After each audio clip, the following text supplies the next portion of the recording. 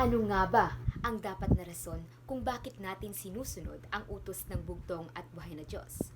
What should be the reason why we obey God's commandments? Dahil ba gusto natin ng pagpapala? O dahil ayaw natin ng kaparusahan?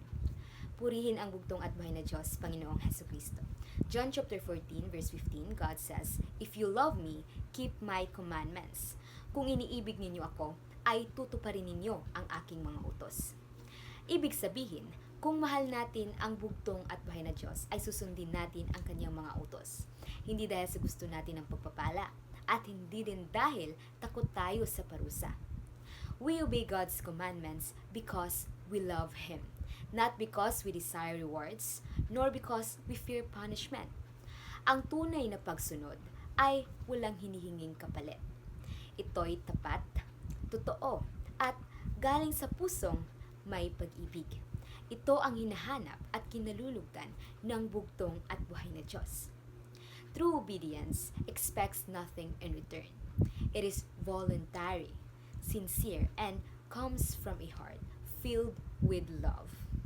This is the kind of obedience that the Lord desires and delights in. To God be the highest glory.